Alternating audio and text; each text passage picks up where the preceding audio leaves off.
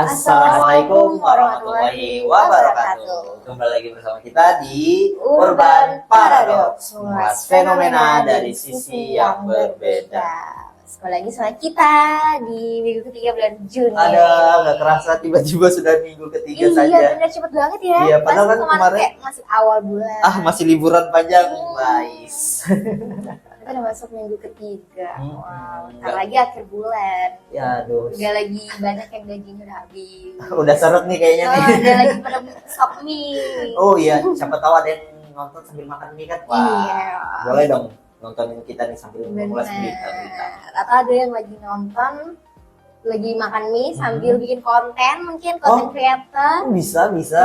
Wah, tapi ada berita baru nih terkait konten creator juga sebenarnya. Ada apa tuh Kak? Nah ini, konten creator yang menjalankan medsosnya sebagai usaha wajib punya NIB. Apa itu? Nah NIB sendiri itu ialah nomor induk berusaha. Jadi tuh kayak pemerintah menegaskan bahwa konten kreator yang menjalankan media sosialnya sebagai kegiatan usaha wajib memiliki nomor induk berusaha. Yang dimana kebijakan ini tuh berlaku bagi kreator yang monetisasinya secara aktif untuk kontennya sendiri. Nah, dengan kode KBLI yang perlu disesuaikan dengan jenis aktivitas digitalnya. Sebenarnya ini kayak hampir semua konten kreator ya yang kena seperti ini. Iya. Soalnya kan dengan adanya kebijakan ini, kayak baik itu konten kreator yang baru mulai ataupun yang sudah kita sebutnya sudah tinggi lah, kayak besar, ya brand. udah bisa ngerekrut sama brand-brand besar juga. Iya. Sebenarnya agak tumpang tindih. Iya sih benar. Apalagi konten creator yang masih merintis, belum sering dapat endorsan, masih seringnya ya bikin video tuh ngambil komisi dari affiliate. Betul. Tapi dengan kebijakan ini sebenarnya ya kembali lagi kayak tumpang tindih aja. Kalau misalkan mereka disamaratakan, kasihan yang konten creator yang belum ada monetisasi dari penghasilan dari video yang dia buat. Iya benar. Itu tadi. Nah, di satu sisi formalisasi ini tuh menjadi langkah maju untuk melindungi kreator sebagai pelaku usaha. Namun di sisi lain, birokrasi yang tidak ramah digital justru bisa menjadi hambatan bagi kreator kecil yang kakak bilang tadi ya, yang baru merintis. Yang penting tuh sekarang adalah sosialisasi yang merata dan proses yang benar-benar mudah diakses. Ini jadi pro dan kontra juga sih sebenarnya ya, apalagi khususnya buat konten kreator itu sendiri, apalagi yang masih kecil gitu, masih baru merintis ya.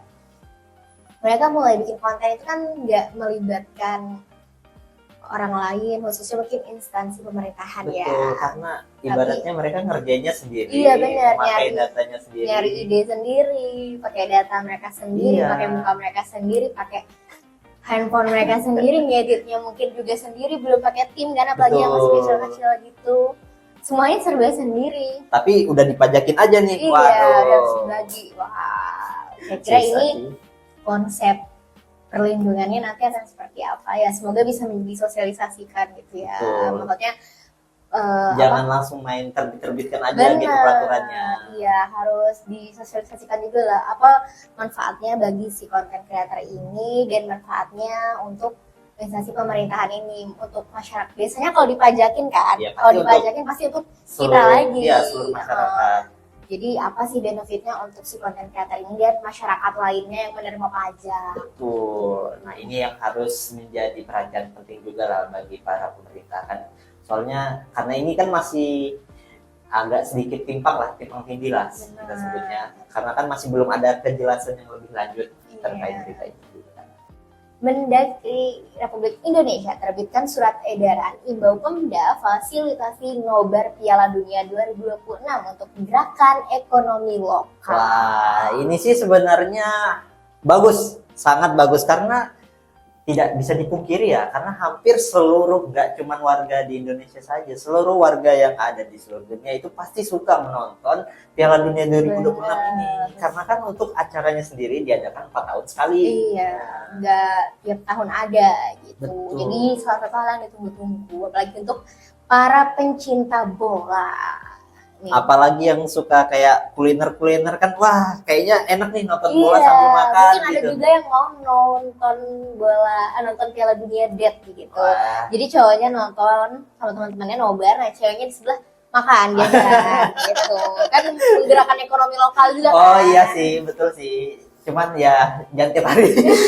Boncos sih Kak. Boncos sih, boncos.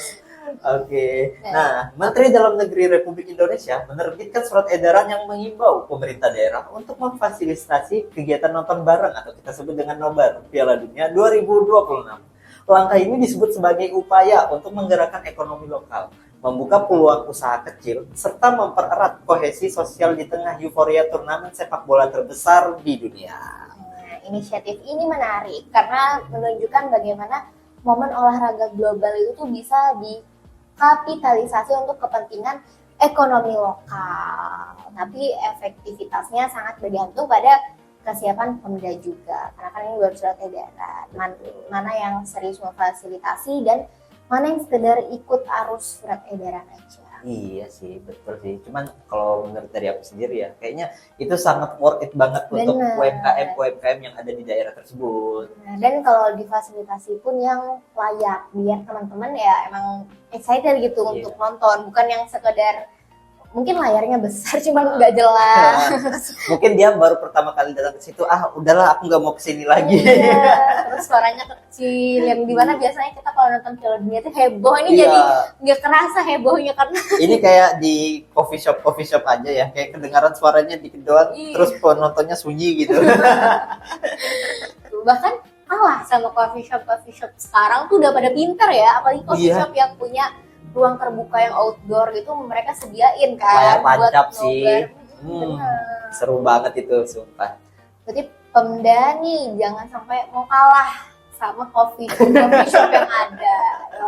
Gimana Ayo, caranya bisa yuk. menarik teman-teman dari kalangan muda sampai yang tua-tua buat ikut meramaikan nonton bareng Piala Dunia nih. Karena ini nggak cuma kayak apa ya, meramaikan untuk seluruh warga yang ada di situ juga, tapi untuk memajukan UMKM yang ada di situ. Benar, karena ya berputarnya di masyarakat yang tinggal di Lagi, situ juga. iya. Gitu. Keseruan nonton bolanya dapet, terus silaturahminya dapat teman baru Iya, kan. tapi Terus juga perputaran ekonomi itu dapat. Betul, Nah, ini komen ini. nih, mumpung di TVRI, gas lah. Tuh, benar. Iya sih, Ini betul. tayang di TVRI Sport. Jadi teman-teman lebih mudah lah buat nonton ya. Betul. Jadi jangan lupa nonton, support. Jangan lupa juga komen-komen kalian tim dari negara mana nih. BGN evaluasi penerima MBG. Siswa SMA kalangan mampu berpotensi tak lagi jadi prioritas. Penerima MBG bisa berkurang sampai 8 juta orang. Wah. Wah, lumayan nih. Aduh, kemarin katanya bisa semua, sekarang potong. Nah, Nih, jadi Badan Gizi Nasional atau BGN telah mengevaluasi skema penerima program makan bergizi gratis atau MBG. Jadi siswa SMA nih khususnya dari kalangan mampu berpotensi dikeluarkan dari daftar penerima manfaat. Yang artinya jumlah penerima ini bisa berkurang hingga 8 juta orang. Nah, evaluasi ini dilakukan untuk memastikan program lebih tepat sasaran dan efisien. Karena dengan memfokuskan manfaat pada yang benar-benar membutuhkan adalah langkah yang logis. Tapi setidaknya ada tantangan terbesarnya juga, seperti harus memverifikasi data dan juga bagaimana memastikan kategorisasi mampu dan tidak mampu berjalan akurat di lapangan tanpa ada yang terlewat ataupun salah sasaran. Benar. Betul. Karena kalau kita lihat sendiri kan kadang kalau kita harus memverifikasi data tuh kadang ada yang datanya yang benar-benar valid, ada juga yang nggak valid. Benar. Nanti takutnya ada teman-teman kita yang terlihatnya mungkin mampu masuk di datanya, cuman ternyata dia lagi di posisi ekonominya lagi kurang. Betul. Atau bahkan ada yang ekonominya mampu tapi mendaftarkan datanya sebagai orang tidak mampu. Wah, kayaknya ini banyak banget nih. Wah, kayaknya banyak nih. Benar. Yang darinya perkiraan akan berkurang 8 juta orang mungkin cuma 2 juta jadinya kalau kebanyakan begitu ya. Wah, syukur-syukur masih 2 juta. Kalau nggak sampai jutaan gimana ya? Iya benar. Waduh, agak susah sih. Iya, apalagi yang BG ini juga sampai hari ini bahkan sampai saat ini tuh masih banyak banget pro dan kontranya. Iya sih. Karena salah satunya ya anggarannya sebesar itu. Terus Terlalu juga besar. iya benar. Perharinya terlalu besar. Bahkan di atas dari anggaran kesehatan ya. Aduh. Kesehatan dan pendidikan. Wah, padahal dua itu salah satu pilar kayak ibarat iya Pilar pilar utama utama sebuah negara Nah, gitu, betul. yaitu kesehatannya terjamin dan pendidikannya terjamin. Iya. Intinya kalau dua itu udah dapat kan pasti yang lainnya akan mengikuti. Benar, yang lainnya mengikuti. Mereka teman-teman sehat, jadi apa nggak perlu Iya nggak cepat sakit juga kan. iya, terus pendidikannya terjamin. Jadi pendidikan terjamin kan bisa cari kerja lebih mudah. Betul. Betul kan? Iya lagi ya. Iya. Selesai. Tapi kalau makannya terjamin bisa dapat kerja. Kan? Bisa. Bisain aja sudah lah. Gitu dia. Karena dia juga sempat lihat tuh di sosmed kayak ada ahli gizi yang mengkritisi program ini, juga sempat bilang kayak MBG ini sebenarnya bagus ya, cuman kalau ada beberapa tuh yang kurang tepat sasaran. Karena kalau kita mau ngasih gizi terbaik buat anak itu bagusnya di 100 hari pertama, jadi bukan untuk anak sekolah. Apalagi kan tujuannya kemarin salah satunya mengurangi stunting ya. Betul mengurangi Benar, dan kata ahli gizi yang mengkritisi ini itu salah satunya ya mencukupi gizi anak di 100 hari pertamanya. Jadi waktu ibunya hamil sampai 100 hari bayinya lahir. Bukan waktu dia SMP, SMA itu bukan, udah telat itu, udah gede. Dan ya semoga ini bisa dilirik lah ya mungkin. Iya. Karena kan juga banyak sempat kita lihat berita-berita kemarin kalau yang menjalankan program MBG ini nggak sepenuhnya memang dari profesi ahli gizi, makanya beberapa tuh belum tepat sasaran. Betul. Kadang juga di satu tempat ini beda, satu tempat ini Iya, beda. bahkan untuk sampai hari ini pun MBG ini belum merata ya. Iya, betul sekali. Sampai yang ada berita mau dikurangin dari kalangan SMA yang berada, bahkan teman-teman kita yang di pedalaman tuh banyak yang belum menerima. Itu gimana nih? Padahal ini Belum. sistemnya baru, tapi mereka belum menerima ya. Iya, ibarat sistemnya baru nih, mereka belum menerima, udah ditarik iya, lagi, nggak ditarik jadi. lagi. Ber-PHP gitu loh, ber-PHP. Ternyata PHP itu nggak cuma di itu aja ya, nggak cuma dalam hubungan aja ya. Benar. Ternyata PHP dalam MBG juga. Kita lanjut ke berita selanjutnya. Nih, konser BTS di Jakarta resmi tambah jadwal menjadi 3 hari dari tanggal 26, 27, dan 29 Desember 2026. Waduh, konser BTS ya. Iya. Aduh, Bangtan Boys. Kamu ikutin? Dulu waktu ada SD itu aja ngikutin, cuman sekarang ada udah nggak fandom boyband ini lagi, boy group ini lagi.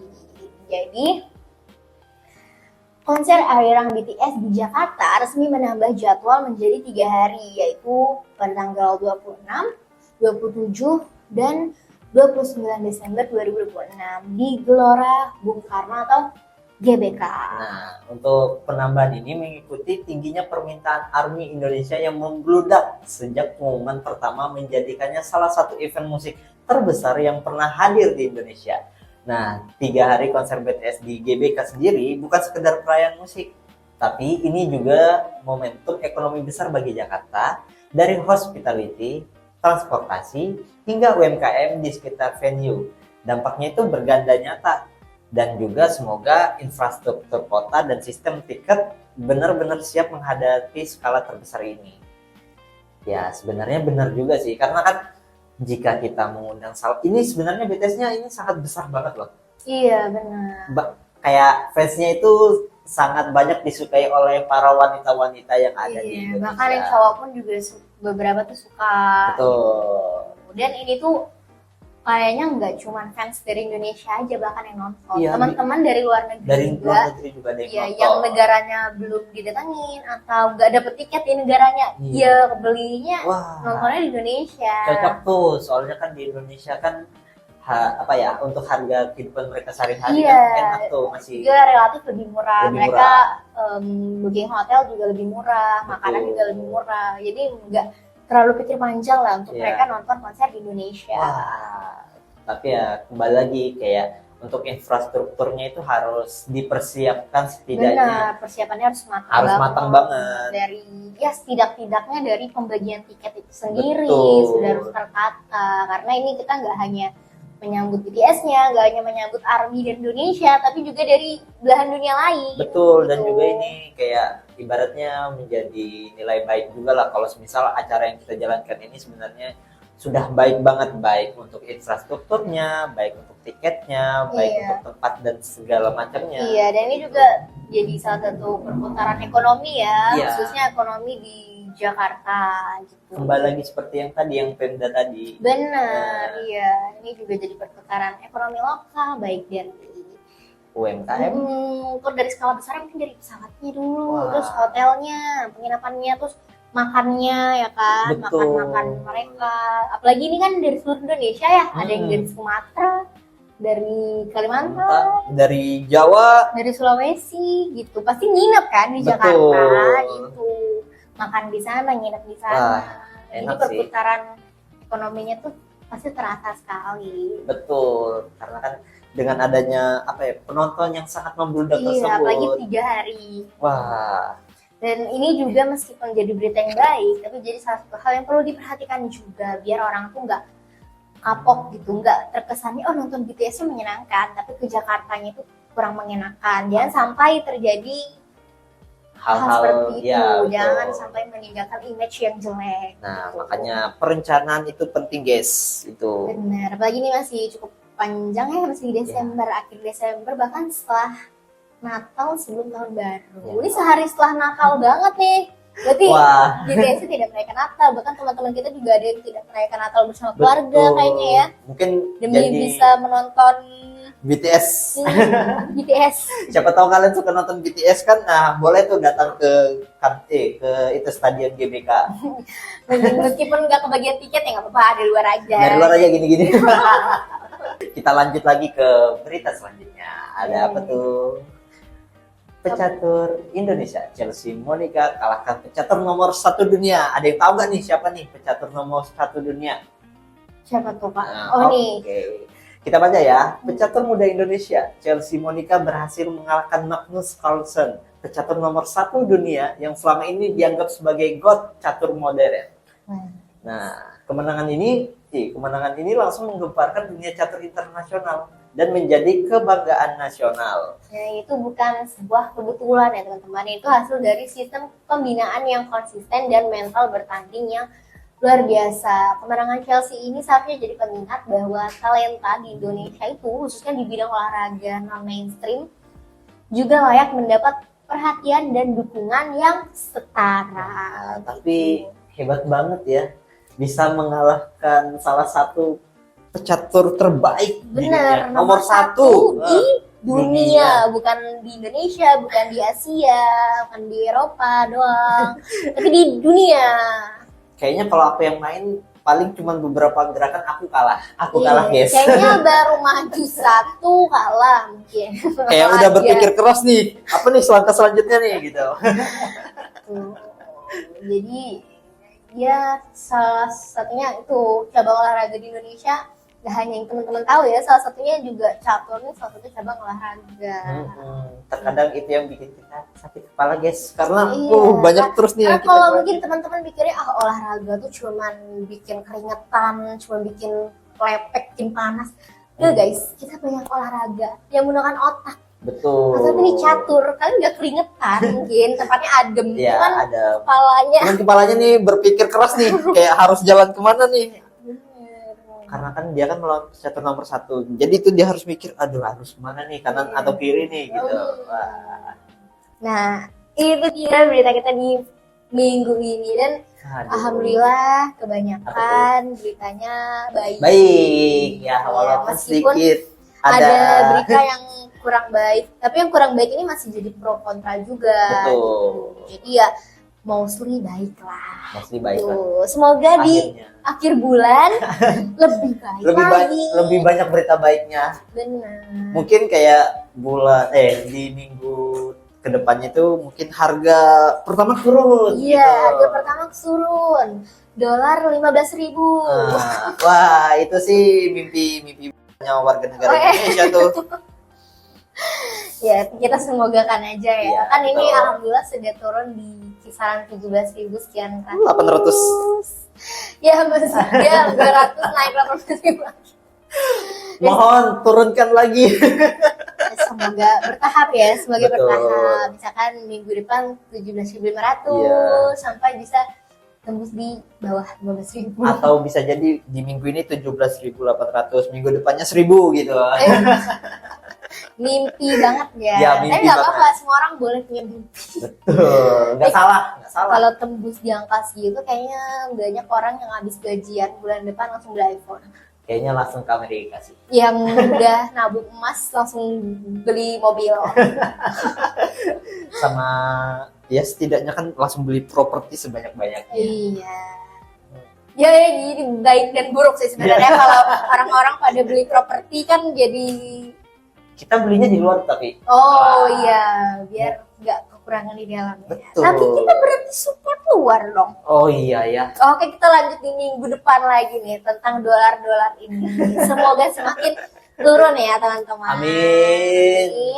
Segitu aja dari kita. Jangan lupa di Like, comment, and jangan lupa subscribe. di share teman-teman kalian buat nonton bareng update berita. Seminggu terakhir tuh ada apa aja sih gitu. Dan jangan lupa juga support dan nonton Piala Dunia bareng teman-teman kalian. Wah, sangat ditunggu-tunggu nih bagi para kaum cowok sih. Kayaknya Iya. karena kebanyakan yang nonton cowok. Ya pokoknya pencinta bola. Betul. Siapapun kalian, cowok, cewek atau nggak ada, Ya, cuma nggak ada ada. cowok cewek. Cowok cewek ya. Iya. Nggak ada selain itu. Kita nggak menghitung yang itu ya. Iya, kita no support. No support. Tidak ada support. Segitu aja dari kita. Kalau teman-teman punya kritik saran langsung ada ke Instagram kita. Ding ding. Dadah. Bye bye.